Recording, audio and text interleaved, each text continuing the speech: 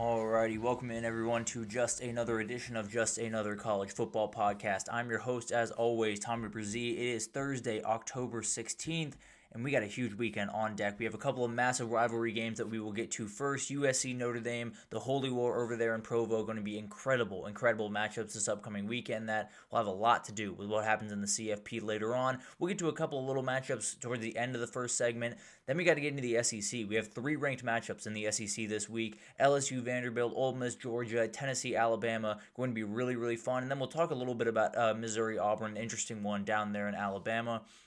Then we'll talk about some upset alerts all around the country. There are a couple that I didn't put on here because I think these ones are a little bit bigger. We'll get to Miami, Louisville, we'll get to Oklahoma, South Carolina, Texas Tech, Arizona State, and a couple others there. And then I got my best bets, a lot of underdogs I like this week, which feels a little bit weird, but here we are. Let's go ahead and jump into this, and let's start with the two big ones, the two rivalry games that are going to go on this weekend.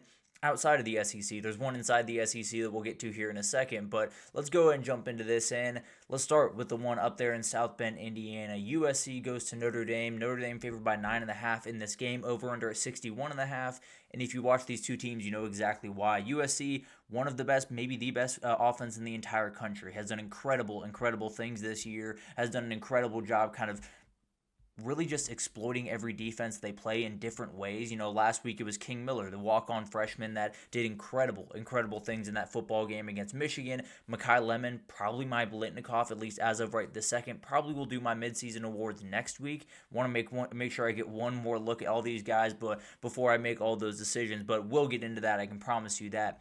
On the other side of the ball, CJ Carr is playing really good football. If you have not watched him over the last couple of weeks, I suggest you go watch some highlights because he's probably made about 10 high-level throws over the last couple of weeks, and ones that I don't think a lot of quarterbacks in the country are making.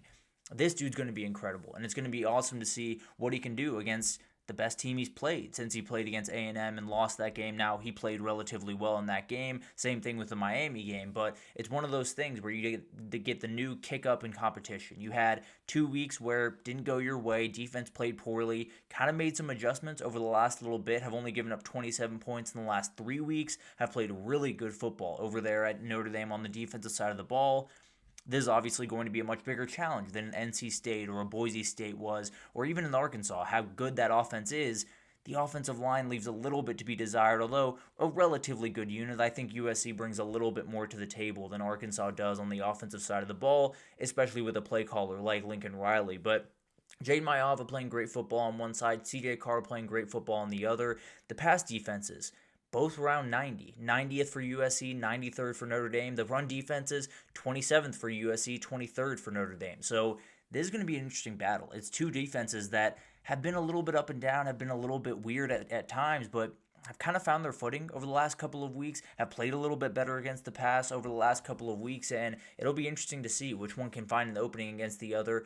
Obviously, you add in kind of the Marcus Freeman being talked about with other jobs and all of that into this.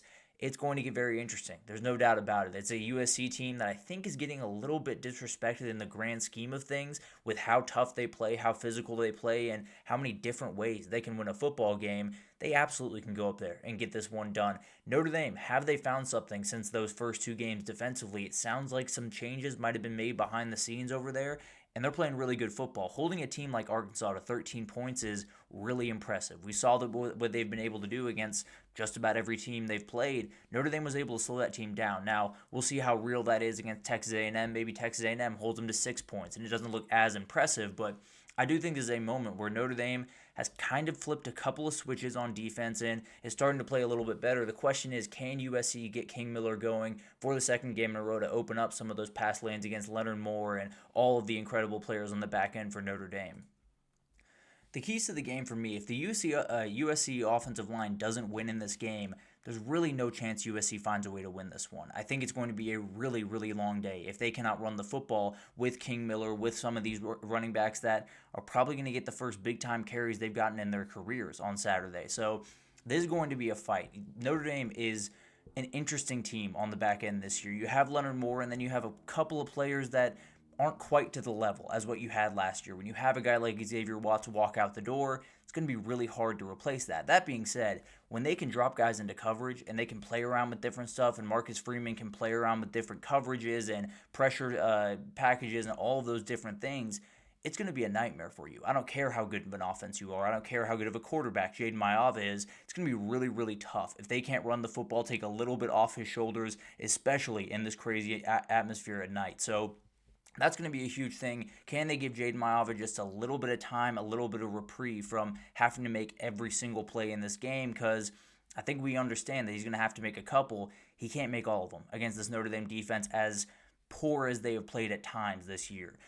Other thing, huge level throws. There's going to be a couple of throws where these two quarterbacks have to make that are going to be really, really tough. Whether it's you have to throw into a very tight window because both these defenses are very aggressive. Notre Dame has 7 INTs in the last 2 games. USC hasn't been quite as productive as of late, but has 8 INTs on the year. So both these defenses want to get after you. They want to create havoc. Which one can avoid that and which one can make that big-time throw downfield against really tight man coverage or against zone coverage, find that deep crosser with a really, really tight throw? It is going to require that. There's no doubt about that. There's going to be moments where they're going to have to throw into tight windows, make big-time plays. I've seen both these quarterbacks do it. They have to do it on a big stage. There's no doubt about that. There's going to be big moments in these games, and whichever quarterback makes that big throw could very well make the difference. And then the USC linebacker play. When you talk about this Notre Dame team, you're talking about Jadarian Price and Jeremiah Love. As good as C.J. Carr has been, the reality of their offense is it starts with those two guys. Eric Gentry, Desmond Stevens II have played really good football over the last couple of weeks for USC. Can they at least slow down that unit? It's not going to totally be gone from this game. Those two guys are far too good to slow down to entirety. If you can keep them under, let's say 125 combined. Let's say 150 combined, really, because this Notre Dame offense is incredibly good. If you can slow those guys a little bit, I think you have a shot to win this game. I think you have a shot to at least slow down this Notre Dame offense enough to win this one. I think Eric Gentry might be the single most important player in this game. So I think it's going to be a really fun back and forth. I think both these teams are starting to play really good football and maybe turning a corner and making things happen in the future for those programs. But when it really comes down to it, I think I'm picking Notre Dame at home here. I think the defense has played really much better the last couple of weeks. I think they found a couple of things behind the scenes in that defense that have made it kind of go the last couple of weeks, and I think they're going to find a way to win. I don't know if it'll be all that pretty. I think the offense will play well enough, but I think there's going to be a couple of moments where Jaden Maiava and this offense just can't quite get going. The run offense doesn't quite get going the way it did against Michigan last week, and they fall just a little bit short on the road to Notre Dame here. I think USC is a good team. I think Notre Dame might be finding their way to being a great team right about now. Then you got the Holy War. Number 23 Utah at number 15 BYU. This one's going to be really, really fun. This is probably one of the best environments we will see the entirety of the year. It's going to be downright special, partly because this might be for a spot in the Big 12 title when it's all said and done. These are two teams that are firmly in the mix for that thing, and they both want to probably play Texas Tech at the end of it. We'll see how that develops this weekend, and we'll talk about them later. But at the end of the day, BYU still undefeated, got a chaotic win last week down there in Tucson, but we're able to get it done. Utah's going to run the football. That's the reality of the situation. BYU is going to run the football. Neither of these teams are too susceptible to the run. They're both, I think, top 30 in the country when it comes to run defense. BYU only giving just over 130. Utah's running for 243 a game. So something's got to give there. There's got to be an opening for one of these offenses to get going on the ground, and that'll probably be the difference. LJ Martin's playing about as good as any running back in the entire country right about now, so Utah's going to have to key in on him and at the very least slow him down just a little bit. Both quarterbacks are going to be a piece of this running game as well. Bear Bachmeier and Devin Dampier have been huge for their teams early on in the season in the run game, so we'll see what happens. There's no doubt about that. Utah run defense, is worse than BYU's. Their pass defense is one of the very best in the country. So does BYU get one-dimensional, even if it is running the football? I don't know if they're going to be able to top this Utah team that can make so many explosives through the air and on the ground. So I think it's going to be a battle back and forth. BYU, a very run-heavy team, so the question is, can they do anything else? Can Utah just stack the box and say, we're going to make Bear Bachmeier beat us? One way or the other, he's going to have to beat us, and maybe he's capable of doing that, but you haven't really had to see it yet. They're running about 66% of their plays are run plays, so two-thirds of them. So it's one of those things where you might just want to put it in the hands of the freshman and see what he can do. Can Utah do that with the run defense that they have right now is definitely up for debate. But I think these two teams are as hateful towards each other as any two teams in the entire country. This one gets very, very intense for a lot of reasons I don't have to explain with the name. But at the end of the day, I think these two teams are going to get after each other. I think it has everything to do with what the Big 12 is going to be going forward. If Utah wins, they might be setting up a rematch with Texas Tech going forward. If BYU wins, they're still staring down a game against Texas Tech where maybe they could assert themselves as the very best team in the conference, and that Bear Bachmeier move ends up being one of the best in college football this offseason. So these are two very fun teams. Cannot wait to see them go at it. Obviously, the atmosphere is going to be one of the keys to the game. It is going to be really difficult for Devin Dampier to handle this because he hasn't been in this environment. He hasn't been in something like this in his career. He came over from New Mexico this offseason. This is going to be a little bit different. I can absolutely promise you that. Very smart, very experienced kid, so should be able to kind of handle it. Now, Bear Bachmeier, he's going into a nice environment for him. Obviously, everyone's going to be rooting for him. Still going to be very intense, still going to be very intimidating when you walk into that place and you realize just how much this means to people. I think it's going to be really intense for these two quarterbacks. Which one can kind of keep their wits about them? Obviously, it's going to be a little bit easier for Bear Bachmeier to do it, but he's also a younger kid that might not be quite used to these moments quite yet. But the other part of this is the QB's legs are going to win at some point. One of these QBs is going to make a play with their legs that's going to totally change this game. Devin Dampier has the most rushing yards for Utah in the season at 378. Bear Bachmeier is 295, only behind just the freak of nature LJ Martin is on that team. So at the end of the day, one of these quarterbacks is going to make a play with their legs that is going to change the dynamic of this football game. Who's it going to be? I think they're going to try plenty, both these teams. So the question is, who can break free, make that 40, 30, maybe even 20-yard run on a 3rd and 12 to make a big-time play to continue a drive, because that's probably going to be one of the big differences in this game. And then the turnover margin. BYU has been good at they've been okay at getting turnovers. They have also given the ball away just a little bit this season. Utah has been a little bit better about taking the ball away and hasn't been quite as careless with the football at times with BYU. So the question is, can they avoid a couple of those mistakes, BYU, and keep this crowd fully involved? On the other side, if Utah gives this ball away, there is going to be that crowd just on top of them the rest of the afternoon. I think it's going to be really, really hard for them to handle if they can't at least take care of the football in this game. So it's going to be really, really interesting to see what happens in this one. If Utah gives BYU the ball consistently, they can run you to death. That's what they're going to end up doing. If Utah can hold on to the ball, then we probably have an interesting discussion deep into this football game. And I think at the end of the day, I think it's the team that's a little bit more veteran that ends up winning this one. I'm going to take Utah on the road to win 24-20. I believe in their run defense. I think it hasn't been great this year, throughout this year.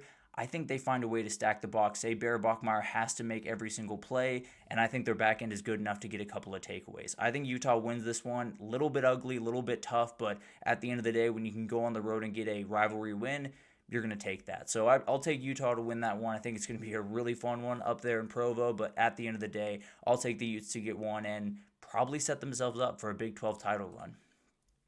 A couple other miscellaneous ones. We have Georgia Tech Duke, a huge one in the ACC, one that could very well end up deciding who plays Miami in the ACC title at the end of the year. Duke's still undefeated in the ACC despite the 2 losses early in the season to Illinois and Tulane. This is a really good football team in Duke. This is a team that absolutely can do some big-time damage in the ACC moving forward. Duke is going to throw the ball all over the place, and they've done it with a lot of consistency over the last couple of weeks. Obviously, Georgia Tech can run the ball as good as anyone in the country. I think what a lot of people are missing here is Duke's pass defense, despite having Chandler Rivers, has not been very good this year. And Haynes King is kind of spinning the pill. He's playing really, really good football over the last couple of weeks. He's throwing the football around the yard a lot more than he did a year ago. I think they feel really confident in that kid on the road playing some good football. They've been a little bit shaky on the road at times. I think that pass offense has improved a ton, and I don't think Duke's going to be able to handle it for 4 quarters. I'm going to take Georgia Tech to win 31-28. I think it's intense. I think it goes back and forth. I think both offenses make plenty of plays. I'm going to take Haynes King's arm to be the difference in this one, and Georgia Tech gets the win and sets themselves up for maybe an 11-0 start before that Georgia game. Washington at Michigan, a huge one, kind of a rivalry depending on who you ask in those fan bases. Very intense between the two, but this is a huge one in the Big Ten.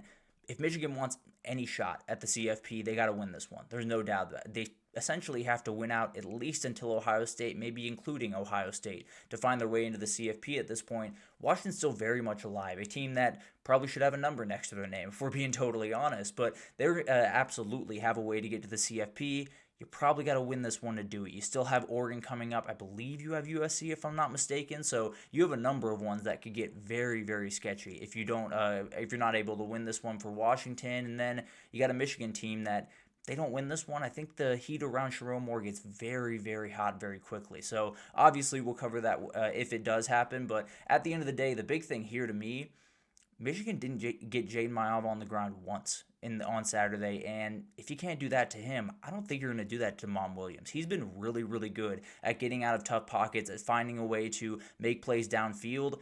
I think he's going to be able to do that. I think Jonah Coleman runs all over them the same way King Miller did a week ago. I think Washington wins this one 30-20. I think they roll in this game. I think they look really good, and I think a lot of AP voters figure out that Washington's good at football for the first time probably in the year because probably haven't watched them very closely this year. But at the end of the day, I'm going to pick Washington to win that one, a huge one for them, and they continue to move on, being possibly a playoff team in the Big Ten.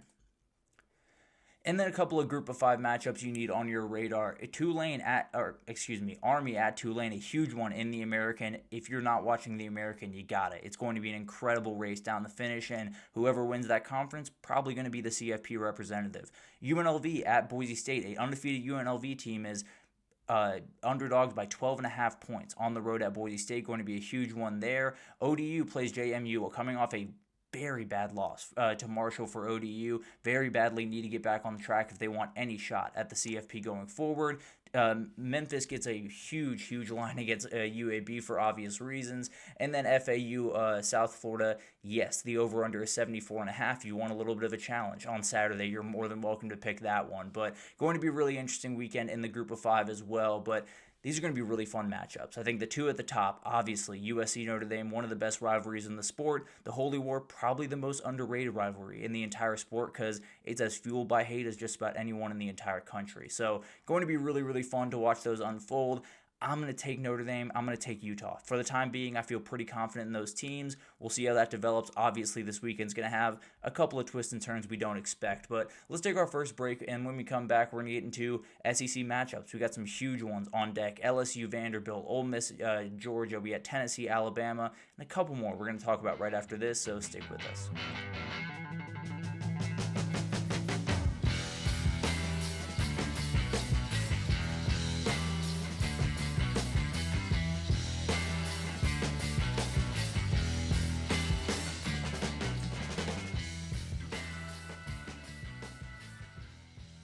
Alrighty, welcome back everyone. We just talked about the massive rivalry matchups we have coming on this weekend. USC, Notre Dame, Utah, BYU, going to be really, really fun. Up there in Provo, going to be one of the best atmospheres you see the entirety of the year. I can promise you that. But let's get into some SEC showdowns because we got 3 ranked matchups in that conference. Now, should some of them be as highly ranked as they are? Probably not, but that's something we can get into when I release my top 25 later today. I'm 90% sure. Apologies for the delay there, but it's been really hard to put together this top 25, at least for this week. But Vanderbilt is favored in this football game by 2.5 over LSU at home. As crazy as that sounds, that's the new reality, and it's really not all that crazy. This Vanderbilt team's been playing really, really good football. Number 17 rush offense in the country, number 16 rush defense in the country. Going to be really interesting to see how this one unfolds.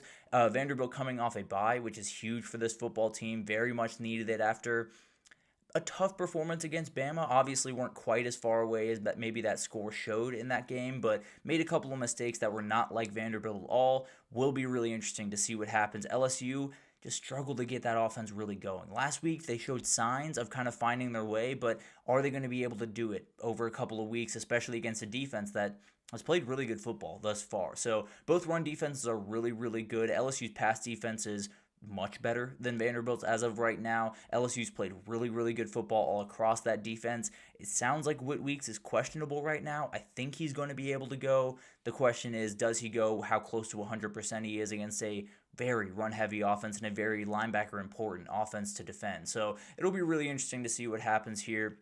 The Vanderbilt offense has obviously been a little bit more productive than LSU's through a couple of weeks. It'll be really fun to watch this one unfold, and I think Vanderbilt has a chance to, I don't want to say wake people up to what they are, but kind of just remind people who they are and what they're capable of throughout this year. Because they played Alabama, they lose by 16 points. A lot of people kind of just dismiss them over the bye week. LSU obviously has not looked great, has not played great over the last couple of weeks, but absolutely is a team that people still have that hope in, still have that belief in. Vanderbilt can kind of put all that to bed, become that team that beats LSU, probably knocks them out of the CFP race, and then continues on their way where they still get Texas, they still get Tennessee, they still get some big time games where they can knock off one of those top teams and become one of the top teams in the SEC moving forward. So it'll be really interesting to see what happens here. I think the big thing here is Diego Pavia can't make the mistakes he made against Alabama. That LSU defense will take full advantage of everything that you have. They're going to be swarming and attacking, and you got to make sure you avoid some of those mistakes because guys are going to try to get after you. There's no doubt about that, and it's going to be really interesting to see how LSU kind of handles this offense because it's so good at keeping those attacking defense from attacking. It keeps everyone on their heels, makes everyone look just a little bit longer at the line of scrimmage trying to figure out where the play is going, and then you got to go make a play. So that's going to be a really interesting thing to watch. On the other side of the ball, is Garrett Nussmeier more healthy? It seemed like he was last week. He was throwing balls with more confidence, had more zip on balls that in past had just been kind of ducks the first couple of weeks. He's played really good football at times. He showed that elite football at times. He's also made really bad mistakes, including a terrible one against South Carolina in the red zone. He's got to find a way to avoid that. I think this is a team, and I think this is a game that you can win if you avoid mistakes, if you avoid some of those errors, but you've been making them just about every week. So the question is, can you avoid that against this group? Vanderbilt only has 4 INTs on the year, so maybe there's a little bit more opening to take a couple of more risks without the penalty of a turnover, but I think there's an opening here where LSU is going to have to play a little bit better through the air. They're going to have to give their run game a little bit of an opening against a really good run defense in Vanderbilt. I think it's going to be really awesome to watch this game go. I think it's going to be a really, really fun one to watch unfold. I think Vanderbilt's going to be fully ready for this game. I think LSU's ready, and I think they're about to turn a corner. I think there's going to be a moment where a lot of people look at LSU in a couple of weeks and they say, that's just not the same team that was playing the first couple of weeks. I think Garrett Nussmeier is getting more healthy. I think that offensive line is finding a footing. I don't think it's going to be elite, but I think they're finding a footing enough. I don't think they're going to run the ball elite in this game. I don't necessarily think the offense is going to be downright elite in this football game. I think they find a way to get it done. I think Garrett Nussmeier shows the best football that he's played all year. I think LSU wins this one 27-21. I think it's a really, really fun one, but I think LSU finds a way to get one done on the road and continues to keep that CFP hopes alive. Ole Miss on the road at Georgia. Georgia favored by a touchdown and a hook in this game. 7.5, over-under at 54.5. This one's really interesting for a number of reasons. Ole Miss coming off just a downright terrible performance against Washington State, walking into Athens for a huge one. Georgia, last time they were in Athens, they lost to Alabama for the first time in 33 games. Go all the way back to 2019 before they lost in Athens to Alabama last week. So got to figure out a couple of things. Georgia were able to get the win against Auburn. It didn't look all that good at times, but in the second half, they were able to kind of control that game, get the big-time win. If Ole Miss loses here, they still got Oklahoma, Florida, and Mississippi State. Now, not the craziest game in the world, and you absolutely can lose it and still make the CFP. I don't think you're going to get the benefit of the doubt that some of these other teams are. So you lose this game, then you lose to Oklahoma, then you're holding on by a thread, and I think another 10-2 team could very well jump over you from another conference or from the SEC moving forward. So that's something to watch for Ole Miss. For UGA, you get a second loss before Texas and Georgia Tech. I think you're in tough shape going forward. So that's something to watch for these two teams. I think it's going to be really, really interesting to see what happens, mainly in the first half. I think once we get past about, let's say, 20 minutes of game time, we get the first quarter in a couple of minutes, I think you're going to know what's going to happen in this football game. Not to say no one can come back or no one can flip the script in it, just to say if the Ole Miss offense gets going fast, it's really hard to slow this team down. That's the reality of every Lane Kiffin team, and this one especially with Trinidad Chambliss running the ship. But the Georgia defense, they've been downright terrible in the first half. So can they find a way to get going? I know Kirby Smart's asking for that crowd to help him out a little bit, so obviously would be something that they'd love to see. I think it's one of those things where you have two offenses that I think are capable of putting up 35, 40 points in this game. Which one can put up the points first? Which one can get on the front foot, lean on the other team a little bit earlier? Because I think if Georgia's able to get out to a lead, I don't think Ole Miss has the dudes up front to stop their run consistently. So I think Georgia can lean on the run after they get up if they're able to early. If Ole Miss gets up, I think Georgia can't really play catch up, against this team. I think it's going to be one of those games where once you get about 20, 25 minutes of game time in, you're probably going to know who's going to win this game. The weird thing about these two teams, and the two defenses in particular, they don't cause a lot of chaos, as they have in the past. Only 9 sacks and 3 INTs for Ole Miss, only 8 sacks and 4 INTs for Georgia. So it's not like these defenses are super chaotic. They cause a lot of chaos, they cause a lot of turnovers. They more just kind of grind teams down. They play really, really good on first and second down, force you into tough third downs, and then they get a stop. I think that's the biggest thing here is who can get that 1 fourth down stop inside their own 20, they're inside the goal line ready to go in, and Georgia gets a big time stop like they did against Auburn last week, as controversial as that was. At the end of the day, Georgia's got to find a way to get a couple of those stops. I think Ole Miss is probably going to find a way to get a couple of those stops. Which one of them really can is a big time question mark for me. The other part of this is Georgia got gashed by Jackson Arnold's legs early in that game. I think he had 65 rushing yards at halftime before that fumble. You're in a position where Trinidad Chambliss can make you hurt and then some. He can do some really athletic things out on the edge with his legs. He's a lot like maybe a more athletic Haynes King, as crazy as that sounds. He has all the ability in the world, and he's someone that can be really, really tough if you cannot corral him. Guys like Gabe Harris, guys like I think Q Johnson is going to be okay. Guys like Q Johnson, the guys on the edge for Georgia are going to be massive in this game. And then obviously guys like CJ Allen, Raylan Wilson, all the elite players on the interior got to find a way to make a couple of plays in this football game the same way they did a week ago. CJ Allen was one of the best defensive players in the country a week ago. So going to be really interesting to watch how that unfolds. Speaking of Trinidad Chambliss, this is his first road start. He didn't start in that game in Kentucky. He played a little bit, I believe, in packages, but he did not play most of that game against Kentucky. Can he handle this? This is a very tough environment, and I can almost promise you, when Kirby Smart asks the fans to come out, they're going to come out. They understand that that's part of the business, and I think they're going to be ready to roll in this game. It feels, I don't want to make a sweeping generalization, it does somewhat feel like that Tennessee team coming in when they were ranked number 1 overall. You got a guy that has a little bit of Heisman hype, playing really good football. The offense is really hitting on a lot of cylinders, has looked a little shaky at times, but really confident. A team coming in with a lot of juice. I don't know. I think there's a couple of mistakes here from Trinidad Chambliss. I think there's a couple of moments where the Georgia defense steps up in a way that maybe we haven't seen throughout the season, but I think they're capable of pulling this off. I think Georgia wins this one 31-23. I think Ole Miss kind of battles in the first half, sticks in it. I think Georgia makes enough plays down the stretch. This team has enough ability on defense to make me feel pretty confident in them to be able to get this one done. I think they win this one. I think it looks really, really interesting throughout it, but I think Georgia finds a way, again, to get a big-time win, and we see what happens the rest of the season with Ole Miss. Still a very manageable schedule, so absolutely has the ability to go on and win out. But at the end of the day, this is a huge one for Lane Kiffin. I think Kirby Smart gets a little bit of revenge. Tennessee on the road at Alabama is the third Saturday in October. This one's special. Bama walks into another top 20 matchup really in the last couple of weeks. Tennessee coming off a win over Arkansas. Both of them need this one very, very badly. If one of these teams loses, I can pretty confidently say they're not going to be in the CFP, and they're definitely not going to be in the SEC championship moving forward. So this one's going to be a fight, and it's going to be a huge one, especially for a Tennessee team. They still have Oklahoma and Vanderbilt on the road.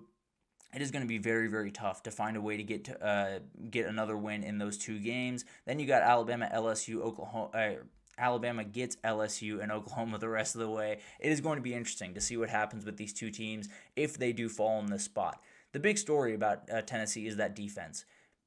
It hasn't been good this year. It's been downright terrible this year, if I'm being totally honest. It doesn't sound like Jermon McCoy is going to be able to go in this football game. So that's a huge loss. There's no doubt about that. It's a guy that you haven't had all year, so at least you know what that's like. But that's someone you probably needed for this football game. We'll see how that develops, obviously.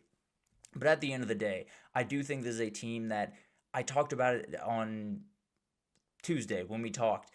I don't think this is going to be an elite defense. I don't think this is going to be a good defense from Tennessee. I think they have the ability to be opportunistic. I think they have two edge defenders that can be as elite as they come in Tyree West and Joshua Josephs. I think they have enough guys on the back end to make enough plays. Can they do that against this team? I'd be surprised, if I'm being totally honest. Ty Simpson's one of those players where I don't know how you play him. I really don't. Tennessee tends to be a man coverage team. That's the way they played against Georgia. It kind of cooked them. Now, against Arkansas last week, they played a lot of zone, dropped back into coverage, kind of made Taylor Green make plays, and it worked out for him in a lot of different ways. The problem is, I don't know how you defend Ty Simpson. I think if you play zone, I think he's going to tear you apart, if I'm being totally honest. I think if you play man, I think his wide receivers are going to tear you apart. So I don't know. I think Tennessee's got to be able to run the ball in this football game. I think he's got to be able to keep the ball out of Ty Simpson's hands because he's going to make plays in this game. I can absolutely promise you that. He's playing at too high of a level, and Tennessee's playing at too low of a level on the defensive side of the ball to make me feel confident in anything happening but Ty Simpson kind of ripping them apart just a little bit. Now, Bama on the other side, can they run the ball? Because Jamari Miller is questionable for this game. He's a very tough player. That was a very scary hit. So I kind of hope he stays out, if I'm being totally honest, because that scared me just a little bit. But if he is cleared, then he's cleared, and we'll see what happens there. But Daniel Hill, Richard Young, absolutely are going to be bigger pieces in this game. Can Alabama run the ball, take a little bit off Ty Simpson's shoulders? Because as good as I think he is and as good as he has been, he's going to be coming into a very, very intense environment. It's going to be very interesting to see what happens in this game. Obviously, he's at home, but at the end of the day, I think it's going to be really interesting to see what Tennessee can do. Tim Bates got his hands full. There's no doubt about that. I'll just be totally honest. I'm not picking against Ty Simpson until he gives me a reason to. That kid's playing elite football, and I think Tennessee's defense can try everything they possibly want to.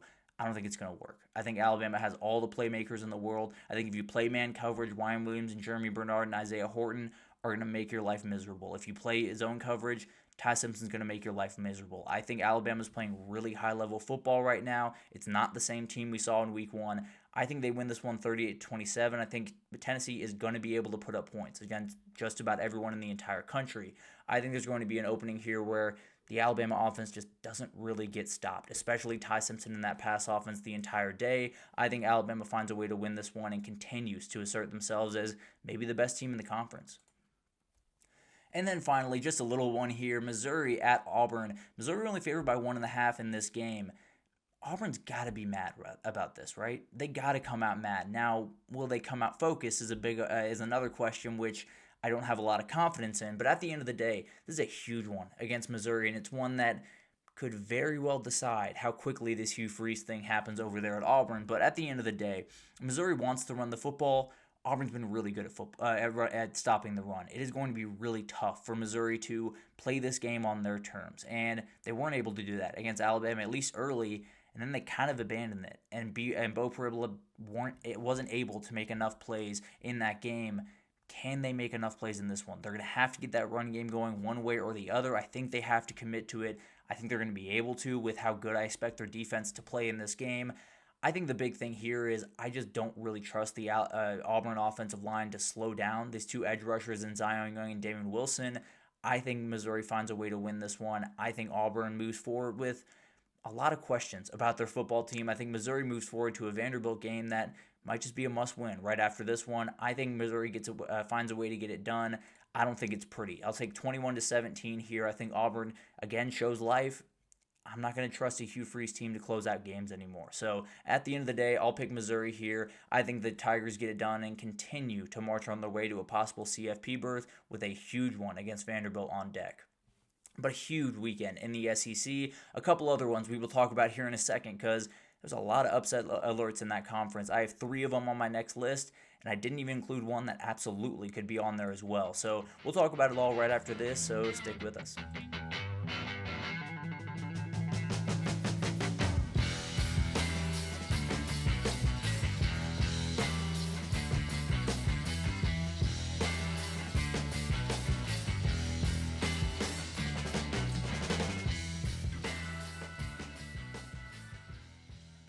Alrighty, welcome back, everyone. We just talked about the SEC. We got 3 ranked matchups in the SEC. We got LSU at Vanderbilt. We got Ole Miss at Georgia. We got Alabama inviting Tennessee into town. I'm going to take Alabama. I'll take Georgia. I'll take LSU on the road to get a huge one and kind of make some people rethink what they think about LSU. But we'll obviously talk about that as it unfolds. Let's go and jump into some Week 8 upset alerts. There's a whole lot of them. I got 6 of them here. I think there could probably be 8 to 10 of them. If I'm being totally honest, this is going to be a weird weekend. And frankly, it's probably going to come from one that's not on this list, considering how crazy this year has been. But Louisville goes on the road to number 2 Miami on Friday night. Tomorrow night, this one's going to be going on. We got another Friday night one right after this. But Miami favored by 13.5 in this football game. Can Miami do this? They're just getting back from their final bye of the season. They did a bye week, Florida State, a bye week, Louisville on a Friday night. I don't know why. That's how it unfolded for their season. They're about to play 7 straight games. This is going to be maybe the toughest one, at least on paper, going forward. We'll see how some of the teams down the road develop, obviously. But Louisville's a very good team, very strong rushing attack with Isaac Brown. The second that guy gets the ball in his hands, it feels like he's 12 yards downfield. I hope he's healthy going forward. They're coming off a bye week, so hopefully he's fully healthy going forward because that guy's an absolute difference maker in these big-time games. The Louisville pass defense has been very good, played a game where they've played really, really good football. Now, the question is, have they played a quarterback and an offensive line? Like Miami, I think that's very much up for debate. The Miami offensive line could very well be the very best in the country, and I think it's one of those guys that if you do not get after him, it's going to be a nightmare for you. He's so good with his legs, so good with his eyes. He's a guy that can make every throw on the football field if you don't heat him up. Now, if you heat him up, we saw what happened last year. You could push him off his spot and make him make plays on the run. He's not quite as good at that. He will make a couple of mistakes if you give him those openings. It's going to be really interesting to see if Louisville can get after him just a little bit. You don't necessarily have to get after him 35 pressures like Florida did to Texas earlier in the season. I think you got to find a way to get after him for 10. Get after him, just push him off his spot just a little bit, make him overthink it just a little bit, and then you can get that one big turnover that totally changes this game. So it's going to be really interesting to see what happens. Louisville also forces a number of turnovers. So there's an opening here. There's absolutely an opening if they can find a way to get pressure without committing too many guys to pressure, because then he will just get to his hot and they'll make a play after the catch with Malachi Toney or one of these incredible players on the outside from Miami. So I think this is going to be a very good test. I think this is one of those games for Miami where it really comes down to how mentally tough they are. I think there's a number of moments this season, especially towards the back end of the season, where Miami's going to have to prove they're a different team than they were last year. I think they're a better team. I think there's no doubt about that. I don't know what the intangibles are until you're pushed into a corner. So this is one of those games where they should be able to handle it. On paper, they are the more talented, more physical team. This is one of those moments where you played Syracuse last year. You were the more talented physical team. You lost. You played Georgia Tech. You were the more talented physical team, and you lost. Both those were on the road, though. So I'm going to say this one's a 4 out of 10 for me. I think Miami finds a way to win this one. I think they win it relatively comfortably. But maybe it's one of those games where they're at halftime, it looks a little bit more sketchy, and then Miami's able to pull away. Sticking with Friday night, number 25 Nebraska at Minnesota. Nebraska favored by 8.5 in this game.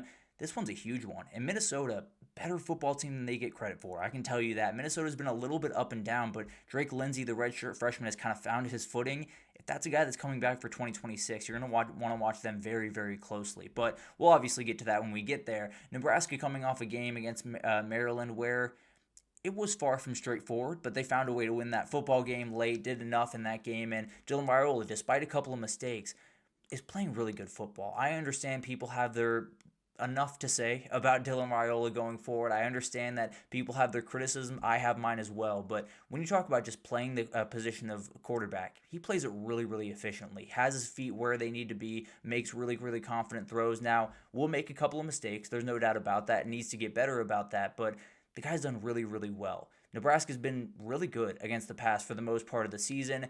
Let's see if Drake Lindsey can find a couple of openings. I think Nebraska finds a way to win this one. I do think Minnesota's offense is able to make it a little bit interesting early in this game, but I think Nebraska has enough. I think Dylan Raiola plays good football, and I think all the Matt Rule attention to Penn State, whether real or not, I tend to believe it's pretty real. We'll see what happens there, but at the end of the day, I think Nebraska gets a win amid all the craziness. I'll put a 5 out of 10 on this one. I think Minnesota has a shot, but I think Nebraska's physical enough in the pass defense to get a win. Number 14, Oklahoma on the road at South Carolina. Oklahoma favored only by 5.5 here. This one's interesting. Does anyone really know how good Oklahoma is? Because I'm not sure if I do. I do think they're a good team. The question is, how good is that offense? I think they're missing quite a bit on that offensive side of the ball, especially if John Mateer is not 100%. are you getting enough from that run offense without his ability? Are you getting enough in the pass offense without him feeling fully confident gripping the football the way he probably really has to with a couple of the things he does? So at the end of the day, it's going to be really interesting to see what this Oklahoma team is. They got to be able to respond after a tough loss to Texas. If there's any pass rush in the SEC that rivals Texas, it's South Carolina. They can get after you on both edges. They can bring guys in pressure from the DB position, from the linebacker spot. It's going to be really tough for John Mateer not to be pushed off the spot, not have to make a couple of plays off schedule in this game. I tend to believe they're dealing with a little bit easier of an offense to handle in the grand scheme of things, although the Texas offense didn't look too hard to handle going into that game. I think there's an opening here where South Carolina's offense just kind of keeps them in it in a lot of different ways. They don't make enough plays, and Lenora Sellers isn't fully healthy yet, it doesn't feel like. So I think it's going to be one of those moments where Oklahoma doesn't play pretty football. They definitely leave this game up for chance late in this football game, but John Mateer makes enough plays. I think the South Carolina defense just doesn't do enough. I think it's one of those 2010 type games like South Carolina just had against LSU. I think the South Carolina crowd is going to be very, very active, though. So I'm going to say 6 out of 10, maybe a 7 out of 10. I think this is a very tough spot for Oklahoma. I think they find a way to get it done, but if South Carolina gets a relatively healthy Lenora Sellers, everything is on the table for that team. Number 7, Texas Tech on the road at Arizona State. Texas Tech favored by 7.5 in this game. This one's huge. Another marquee matchup in the Big 12. Arizona State needs this one, plain and simple. I think this conference is going to get way, way too crowded at the top for them not to fall to 2 losses and then find a way to get back into it. So you got to find a way to win this one. As crazy as that sounds, Sam Levitt's got to come back into this game coming off an injury. It sounds like he's going to be ready to roll in this one. He's got to play really good football. And if he doesn't, they're going to be left behind. The big thing here is you cannot rely on the run. Arizona State's done that quite a bit this year, even against Mississippi State when they lost that football game. The way they came back into it was Kyson Brown, was that run game getting them going. Relief Brown, elite players that absolutely can make some big-time plays in this game. Can your offensive line handle the Texas Tech defensive line? I feel like we can talk about everything with Texas Tech. We can talk about Baron Morton being questionable and maybe Will Hammond going in this game. We can talk about the run game with Cameron Dickey and all of those incredible players. It comes down to, can you block their defensive line? If you can't, you're not going to win the football game. If you can, at least for a little bit, you might have a chance to win the football game. That's kind of the cut and dry for Texas Tech. That's why Utah was in that game. They were able to at least neutralize that group for a little bit. Arizona State doesn't have 2 top 15 picks to tackle. So that's going to be an interesting thing to watch. It's going to be a fight back and forth. I think Texas Tech wins this one. I think regardless of the quarterback, they find a way to get this one done. I think Arizona State and Kenny Dillingham with their back up against the wall is a scary thing, though. So I'll put a 7 out of 10 on this one. I think this one gets really intense late into this game. I think they fight down the stretch, but I think Texas Tech's defensive front is too much. I think Arizona State is not going to have the ability to go deep in their bag offensively the way that they might need to. I think Texas Tech wins this one, but a little bit of fight from the Sun Devils for sure. Number 4, Texas A&M on the road at Arkansas. This one is not in Dallas, which is a massive win for college football. But Texas A&M coming off a win over Florida. Now it's on the road to take on Bobby Petrino. He beat you last time when you played and he was a head coach of Arkansas. This is going to be a really, really fun one. There's no doubt about that. The biggest thing here is the A&M defense feels like they figured something out. They feel like they're playing at a top level. I mean, they definitely are on 3rd and 4th down. I believe they've only given up 2 of 33 third downs in SEC play thus far. They've been elite. There's no doubt about that. This is a different offense. This is not a limited offense by any means, where you could make the argument for Florida being a limited offense with the play caller that they have, with all due respect. You could make the argument Mississippi State being limited just because of the physicality advantage that A&M had. I think you could make the same argument. Why am I blanking on the other team that they played?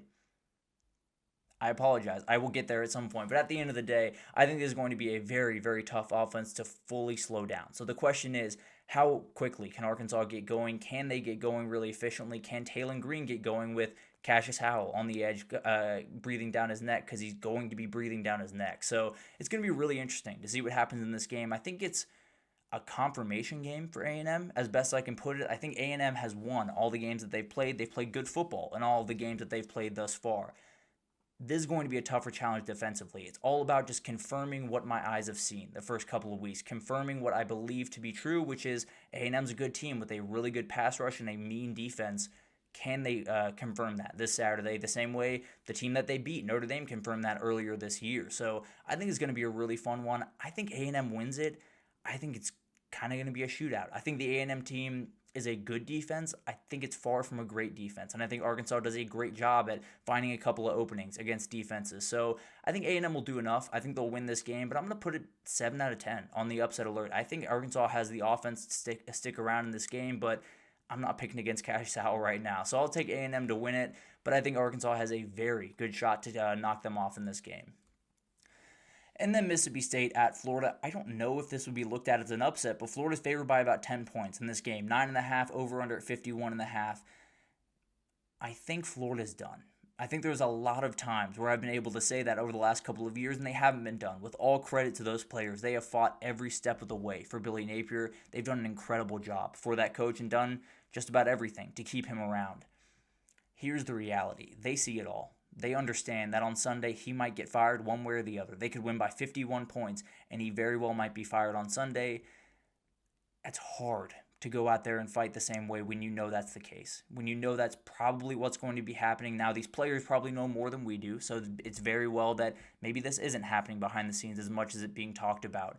I tend to believe it is. I tend to believe a lot of things are happening behind the scenes at Florida. I tend to believe these players at least know that something is happening.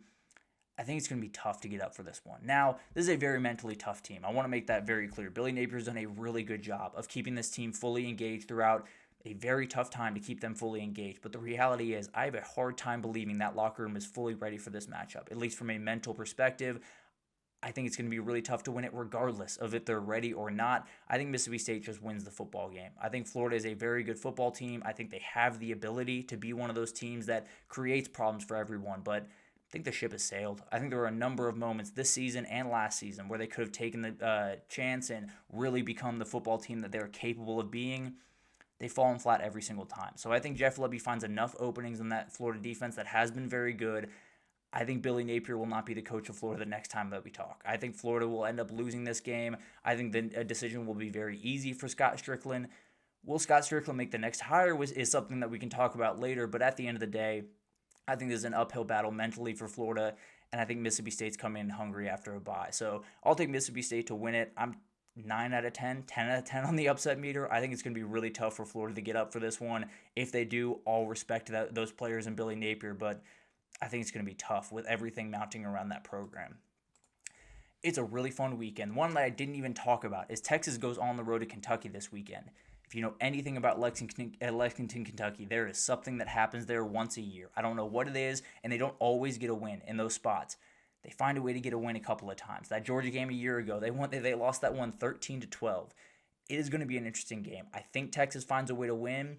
I can't promise it's going to look all that pretty. I think that's going to be a fight in Lexington, and that's going to be a really fun one. Didn't include on here, but at the end of the day, I think it absolutely could be an upset that we see this week. But let's take our last break. When we come back, we got some best bets, and I like way too many underdogs this week. But at the end of the day, I'm going to roll with it. Feel pretty confident with how crazy this year has been. But let's get into my best bets right after this, so stick with us.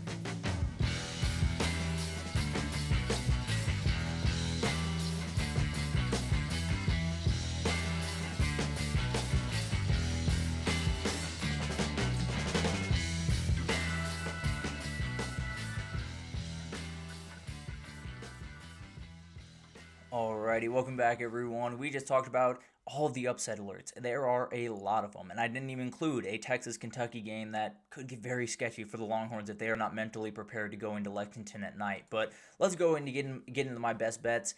It hasn't been going well. I'll leave it at that for the time being. It has not been going well the last couple of weeks. I'm hunting a couple of pluses this week, and I feel pretty confident about them. But let's get into a quick favorite here. I'll take Cal, minus 10.5 over UNC.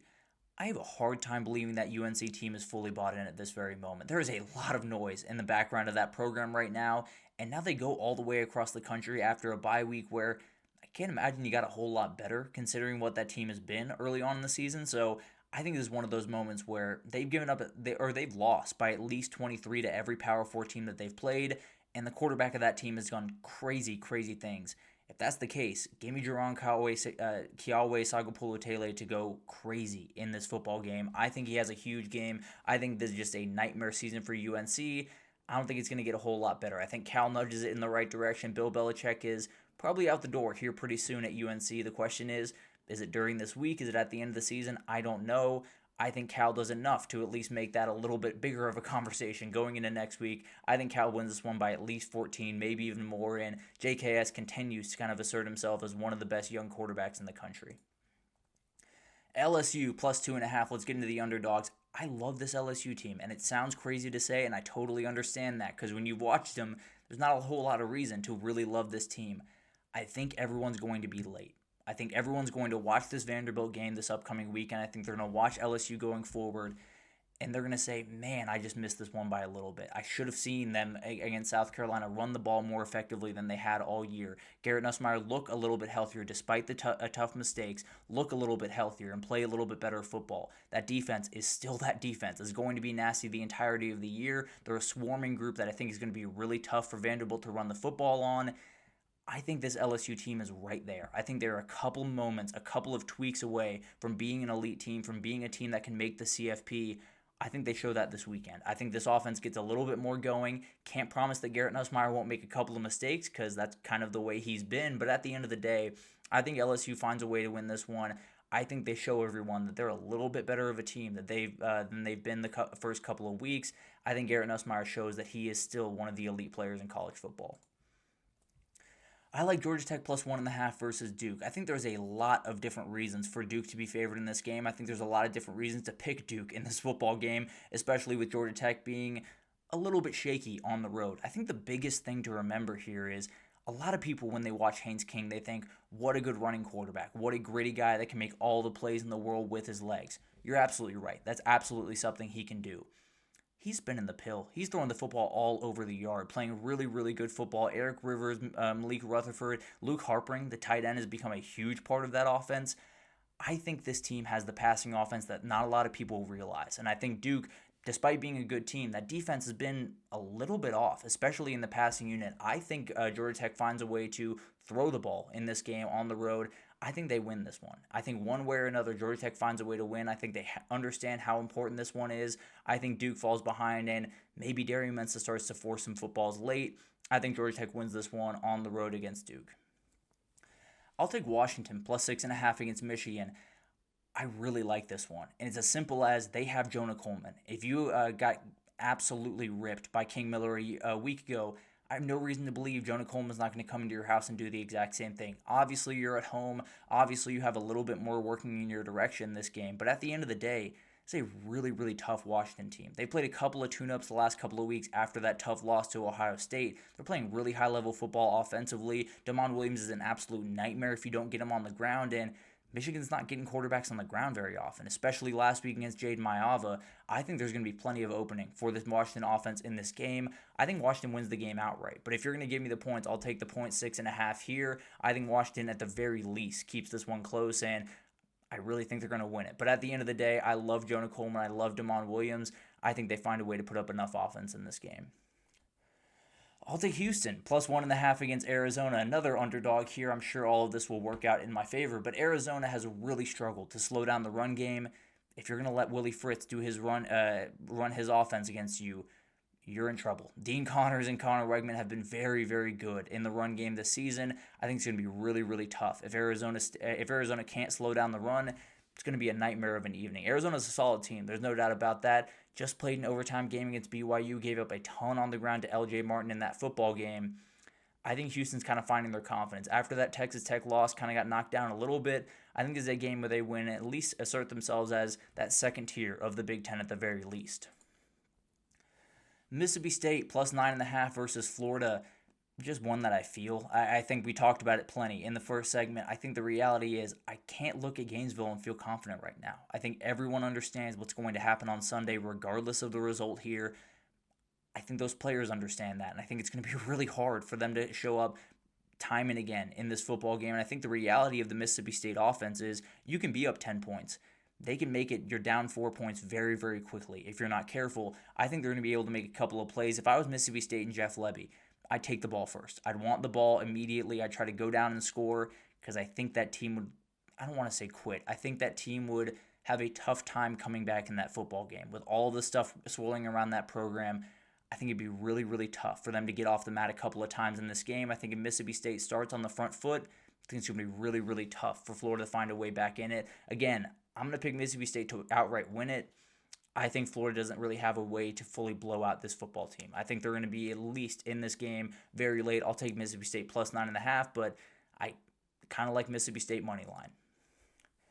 I'll take Oregon minus 17.5 versus Oregon. Don't really have a lot of stats here. I'll be totally honest with you. I'm just going to pick a pissed off Dan Lanning. If he's pissed off, I don't care where he is in the country. He could be going to Timbuktu this weekend and playing a football game. I'd pick him by at least 20 points. I think this guy is very, very aggressive. The other reality is Washington was able to win this game by 19 over Rutgers last Friday night, and Damon Williams had an afternoon. They were not able to get after that kid at all. If that's the case, Dante Moore is going to play really good football. The reality of last game against Indiana is they got after him really quickly, and he was just not himself for most of that football game. I think he understands after watching that tape that he probably left a couple on the table. There's no doubt about that, and I think you go into this Rutgers games kind of hunting a big play, hunting a couple of big ones, and continuing to kind of flex your muscles just a little bit. I think Oregon's a really good football team. I think they're going to be more than fine.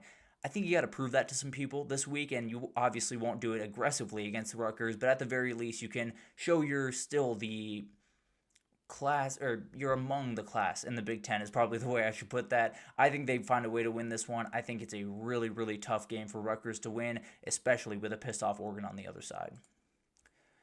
And then I'll take Missouri-Auburn under 43.5. This is the only over-under that I have on this, so we'll hope this one goes well. I just don't think Missouri is going to be able to run the football against Auburn with Keldrick Falk and all the nightmare players they have on that defensive line. I don't think Auburn's going to be able to score any points. If I'm being totally honest, with Zion Young, Damon Wilson going after Jackson Arnold, I think it's going to be really tough for either of these offenses to get off the ground. I think it's an ugly game. I'm going to pick 20-14, something like that, 21-14. I think I picked 21-17 earlier in the show, so there you go. At the end of the day, I do think it's going to be one of those defensive battles. I think we could go into halftime kind of like the Georgia-Auburn game where it's 10-3 or it's 6-3, something ugly like that. And then one team finds a way to open it up, make a couple of big plays on the ground. But at the end of the day, don't love either of these offenses a ton. Really like both of these defenses. So I think Missouri finds a way to win it, but I don't think either offense looks all that inspiring in this football game. But it's a really fun weekend we got on deck. I think it's one of those weekends where you have a lot of teams that got to prove something to me. You know, USC, prove that you, last week wasn't a joke. Notre Dame, prove that you are back to being the elite team that you were capable of being. For Utah and BYU, just prove that you're the next team up after Texas Tech. I think that's about as best as anyone can do in the Big 12 right now. For LSU, prove that you're for real. Prove that you can actually find a way to win big-time football games. For Vanderbilt, kind of the exact same thing in a lot of respects. For Ole Miss and Georgia, they got to find a way to win this one. I think Ole Miss is in a position where you could lose it and still find a way to the CFP. I'd be worried about that team moving forward if they fell in this game, and I think they will fall in this game. And then the third Saturday in October is always a special one. We got upset alerts all over the place. I think it's going to get weird, and I think every week is going to get weird the rest of the way. I think we have a couple of firings to talk about the next time that we meet, whether it's in Gainesville or it's in Auburn or it's somewhere else. I think there's a couple more that possibly could be, but at the end of the day, it's going to be one of those weekends. I think we can pretty much bank on that happening just about every weekend, but when you have rivalries like this one, a lot of things can happen very quickly. Maybe Penn State has zeroed in on someone by Sunday. A lot of stuff that will have happened. Apologies for not being able to get to the Sundays the last couple of weeks.